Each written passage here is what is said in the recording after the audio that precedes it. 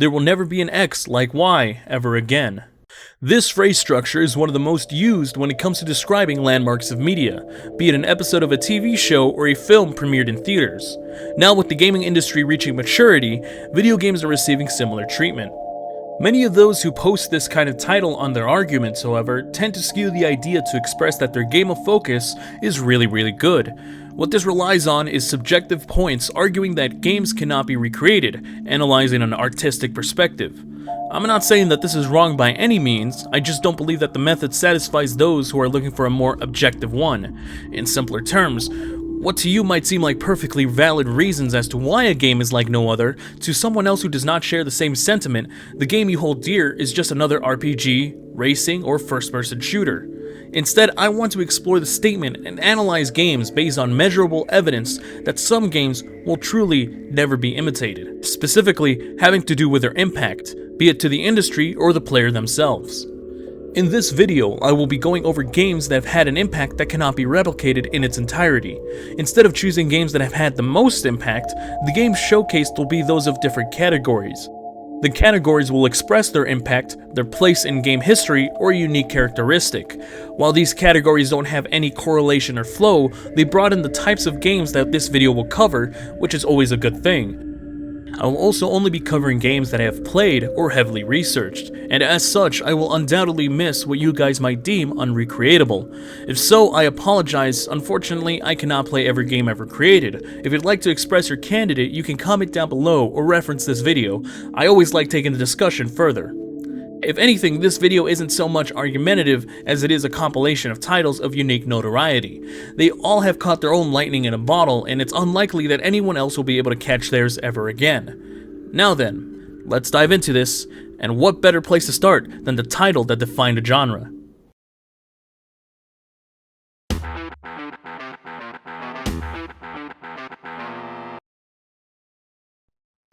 The most common attribute of a product whose impact is considered unattainable is when it's the first of its kind. Anything and everything afterwards becomes a copycat, and no game is more deserving of this notoriety than the one whose copycats were all called Doom clones. Doom wasn't the first game to feature a first-person perspective. That would be attributed to Maze in 1973, nor was it the first to feature a first-person perspective and shooting, again attributed to Maze. Doom wasn't the first to do anything really. Most of, if not all, its individual features have been done before, the difference being that it was done better in Doom.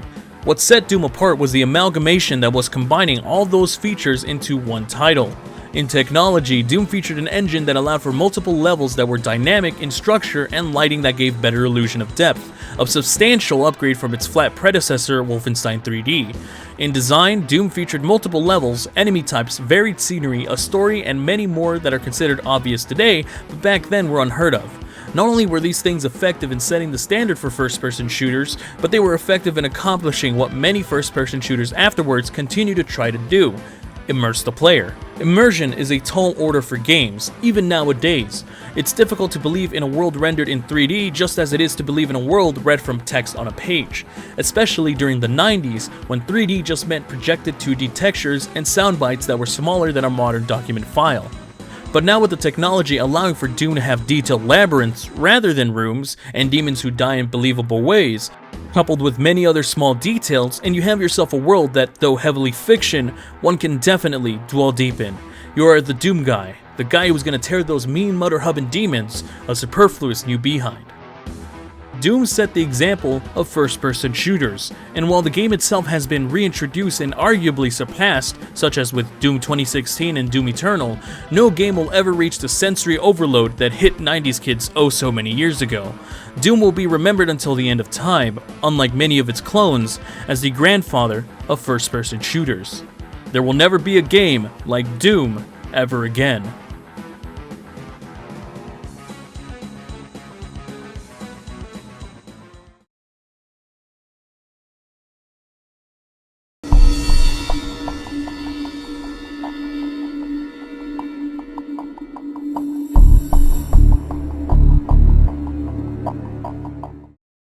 For the past couple of years, it has felt as if the gaming industry has fallen in a rut.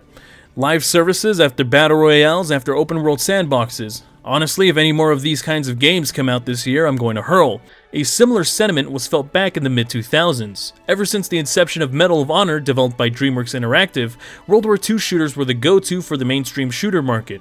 For a nauseating 8 years, big publishers would pump out World War II shooter after World War II shooter.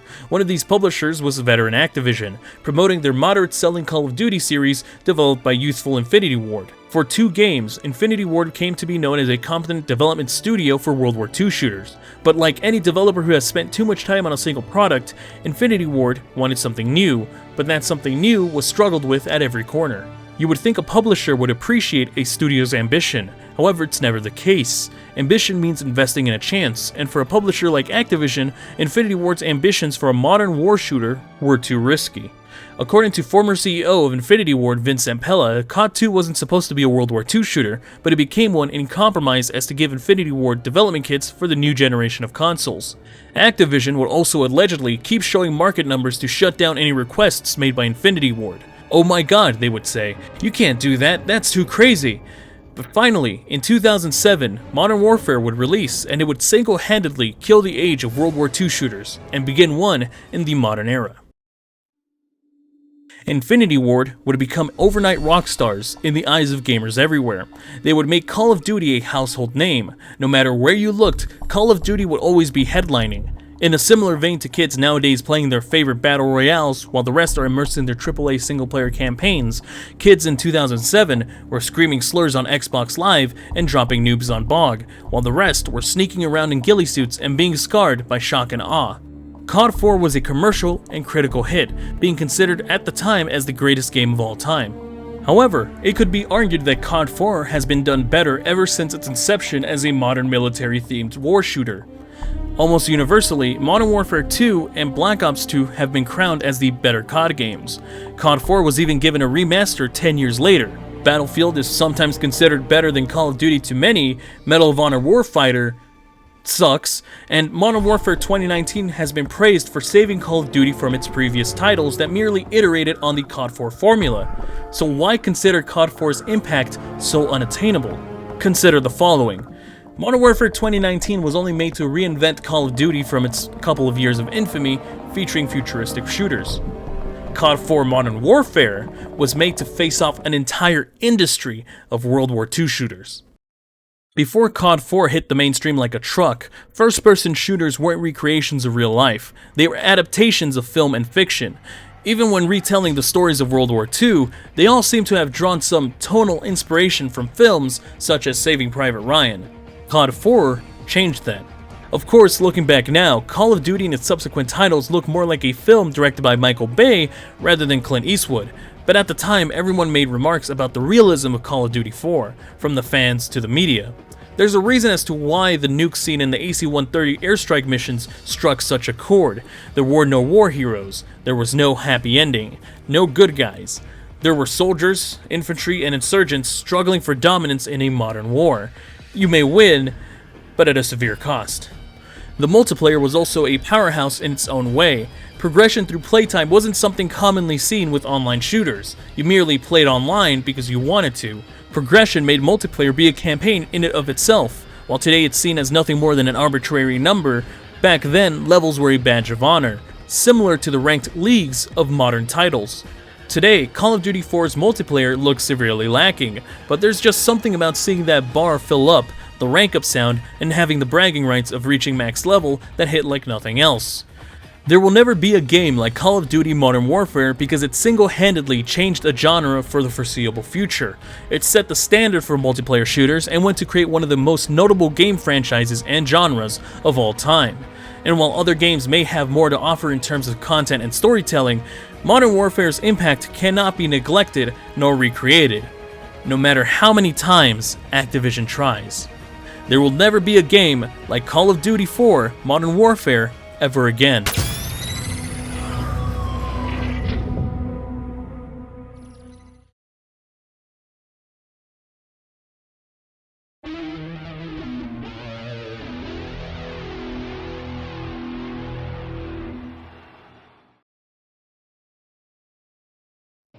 It's one of the most difficult things to determine if something is a fad when it is currently happening. What might seem unstoppable one day becomes a memory the next. Not only that, a fad is only ever called that after it's done its reign in the mainstream. But for what it's worth, Guitar Hero's 5 minutes of fame was impactful enough to be regarded as more than just a footnote in history. In hindsight, Guitar Hero's structure was a no-brainer. Have a player play using a fake guitar to simulate rock stardom with some great rock music. Had Guitar Hero been created during the mid-2010s, it would have run the risk of being considered a simulator. The idea was such a no-brainer that Red Octane pretty much stole it from guitar freaks in Japan. But as much as the game itself was great, that's not really what I want to focus on. Rather, I want to focus on what Guitar Hero did outside the TV, most notably what it did to the rock music industry. With Guitar Hero came a resurgence of interest in older generations of rock, which in the mainstream had nearly been taken over by pop, rap, and pop punk. Rock and roll, metal, and punk, and many other subgenres of rock would be considered cool for the time that Guitar Hero was at its peak. According to a survey by Gamasutra, 76% of players who played the games had bought the music included in Guitar Hero. There was also an extraordinary rise in music sales, reported by multiple record labels at the time. It would also be reported at the time that many would pick up guitar as an instrument because of the games. It would be inaccurate to say that Guitar Hero's impact was minuscule. It's even worth noting that without Guitar Hero's influence, we probably would have never had Rocksmith, a guitar learning game that is still highly popular to this day. Rocksmith was the inevitable endpoint of playing a pretend rock star, since at that point it actually teaches you how to play guitar. The need for small plastic instruments would be no more, and sadly, would become the fate of Guitar Hero. By the early 2010s, Guitar Hero's reign fell and it did hard alongside its main competitor Rock Band. Guitar Hero and Rock Band's last hurrah would be with the 8th generation, with Guitar Hero Live and Rock Band 4. Neither of these games sold anywhere close to their predecessors, proving that reinvention, or just sticking to the formula, would not be able to save the genre, and that is pretty much the end of it. One could argue that this game's franchise died along with the last breaths of rock music in the mainstream, or that it was overly saturated with titles released each year and plastic controllers taking up the bargain bin. But I believe that it ended because it was never destined to be long-lasting. For many, the plastic guitar would be a nice introduction to actual guitar playing. Once you had your hands on the real thing, however, there was no real point of going back. And the novelty wore off once everyone realized that it really was just playing pretend guitar. No matter how many instruments or fret buttons were added, the franchise never had anywhere to go without it just being real guitar playing. But personally, I enjoy the passing fad. It makes it just a tad bit more special to know that what you experienced was once in a lifetime. And while there is an active Guitar Hero community with content creators and projects such as Clone Hero, playing Guitar Hero today wouldn't do justice to the craze that it once was. And just like a legendary once-in-a-lifetime rock concert, you had to be there, man.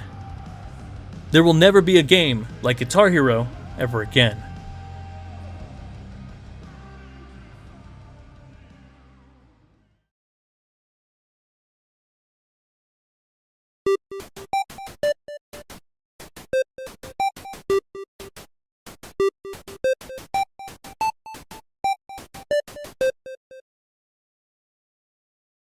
My experience with Undertale is interesting. When Undertale came out in 2015, two vocal majorities came out of the craze of Undertale's release. Those in the Undertale fandom who praised it as the greatest thing since sliced bread, and those who ridiculed the fanbase for being cringy superfans. Not surprisingly, being a teenager in high school who legitimately liked Call of Duty Black Ops 3, I was in the latter. However, my spite was never really towards the game or Toby Fox, the creator, but rather the stereotypical characteristics that come from a Tumblr fanbase. This would contribute to my bias that set in stone the idea that Undertale was not much more than a glorified fanfiction, and therefore I would never consider playing the game. However, I've always known to some extent that Undertale was a good game, especially when Zero Punctuation crowned it Game of the Year for 2015. Even so, I never bothered playing it regardless of all the positivity, only because of the lack of fun I was expecting to have. Most of the praise that met me halfway always put it towards the story and the characters. While in hindsight the praise was definitely deserved, it still didn't push me over the edge to give the game a try. For someone who believes that good gameplay can justify a lackluster story, based on what I knew about the gameplay of Undertale, I didn't believe that the story was enough for me to spend $10. Especially when you had a battle system that looked like WarioWare mixed with Earthbound. It was only until a good ecstatic friend, who came to find out that I never got to experience Undertale, convinced me to purchase the game on Steam so they could see my reaction to it, that I finally pushed away my bias and finally played Undertale. The reason why I wanted to point out my experience with Undertale is because I wanted to make clear what I am focusing on with Undertale's impact. Gameplay-wise, Undertale was pretty much what I thought it was going to be. Story-wise, I was pleasantly surprised by how captivating and well-written it was. However, neither of these two factors can match up to the design of Undertale. This is what truly makes it remarkable, as it stood out greater than anything else in the game. Undertale not only features the story of Frisk and magical creatures in the caves. In design, Undertale pokes fun at the design choices of many games before it. In this way, it is similar to other parody games that are meant to make fun of such mechanics. However, unlike those other games, Undertale pulls off the same feat differently, and definitely better. Most parody games tend to be blunt with its criticism, where humor is achieved by exaggerating that thing that is being criticized. It's the equivalent of pointing at something, saying how stupid it is, and then mocking it by imitating it. By all means, these types of games have their place in the industry and are perfectly legitimate to any other title. The problem arises when full-fledged games are only this and nothing more. To make a full title like this will eventually make the joke's toll change from entertaining to annoying, and it doesn't take much to be annoying. Instead, Undertale takes the route less traveled, that is, being subtle about its jokes. Rather than pulling the player out of the experience to point out the ridiculousness of something, Undertale has the joke integrated into the storytelling, gameplay, and mechanics. This is definitely harder to pull off, as, unlike being blunt, this makes the joke less obvious. But by having the joke be nuanced, it makes the parody a lot more highbrow. The most notable of the mechanics has to be the mercy and act options in the battle phase. The act option allows the player to interact with the encountered enemy beyond just attacking. The mercy option gives the player the ability to exit the battle by either fleeing or by showing mercy after acting on the enemy. For example, in a battle with a dog guard, you must trick the dog guard into believing you are a puppy by masking your scent by rolling in the dirt through the act option, then using the mercy option to exit the battle in order to spare the dog. The reason why this mechanic's design is executed so well is because it is integrated with the rest of the game. The mechanic could have just been left to a button that pushes out a witty message unique to every monster faced, but served no other purpose than being an exit battle button. But by having the Act and Mercy button not only change how a player interacts with random encounters, but also make it a major focus in both gameplay and storytelling, it makes Undertale's critique more than just a joke. It makes the battle mechanic one of the best and most unique challenges I've ever played in an RPG. For sure, Undertale is far from being the best game ever, nor do most think it's the best RPG ever, but unlike fantasy XP grinding story-intensive RPG number 3675, Undertale brought something far more distinguishable in a 4-hour campaign than most do in their 80-hour slogs. What made Undertale the most fun for me wasn't the journey, story, or the twists on the light bullet hell genre. Rather, it was the puzzle of finding how to pass the challenge of interacting with the monsters I met, without resorting to killing them. And this is what is focused on throughout the entire gameplay. The battle screen becomes an interaction screen. Its different takes with each new enemy creates a new puzzle. Act and Mercy are held to high importance to the plot as it should be, as it is Undertale's true showcase. And, by extension, the multiple ways that the puzzles poked fun at the tropes in a fashion that made Undertale sound smarter than those before it. So it doesn't surprise me that many others have tried to copy the magic that Undertale had presented. Unfortunately, for those other games, while attempting to mimic the deep storytelling, the comedy, and the satire of Undertale, they have always missed the mark that made Undertale so great. It didn't just make satire on tired mechanics, it transformed it to create its own staple mechanic by not following tradition and forcing the player to think outside the box. The reason why other games will always miss the mark in this regard is because Undertale did it first, and with such flawless execution that if anyone else did it, an itch will nag the player to think, this is just like an Undertale. There will never be a game like Undertale ever again.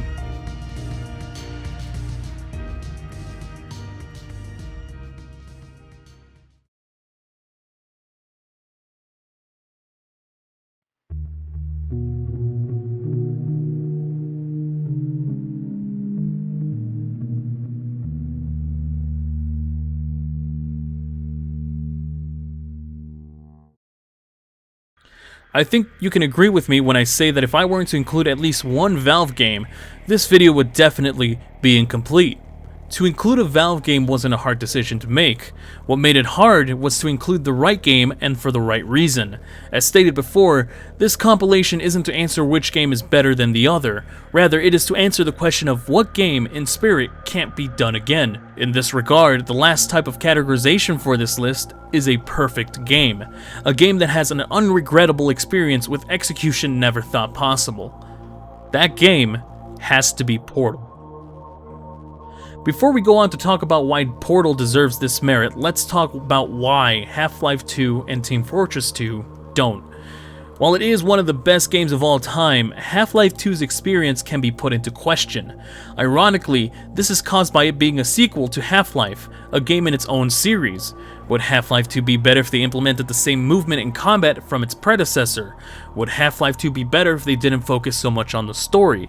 These kinds of conversations that have been explored before definitely show that Half-Life 2 can't be considered perfect to some objective method, because what could be praised could also be disliked, and depending on where you stand, it is either near perfection or nowhere close to it.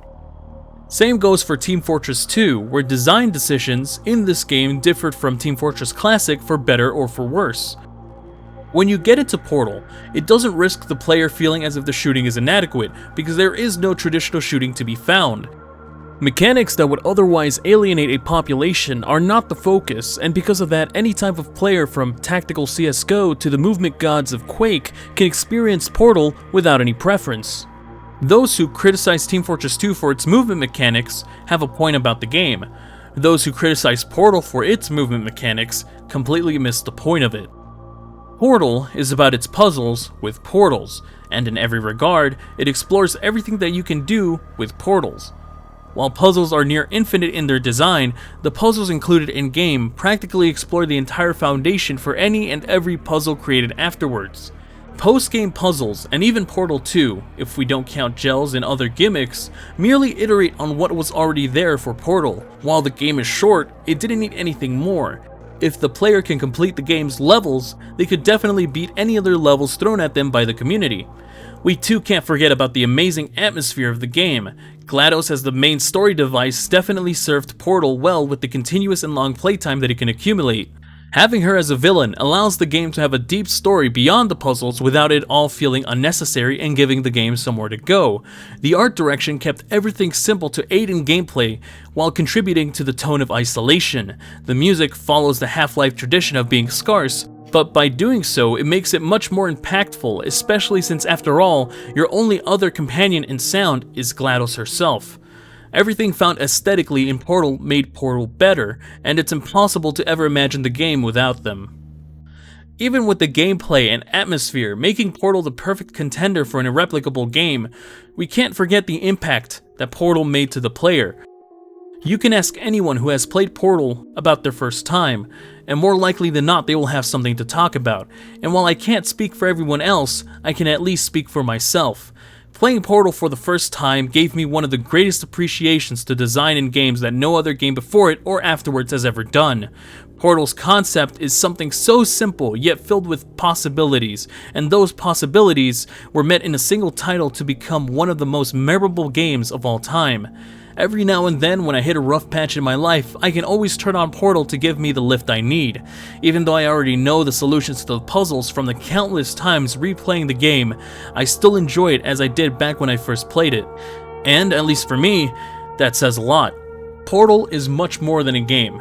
It is an experience, a masterpiece, and that's why I believe there will never be a game like Portal ever again.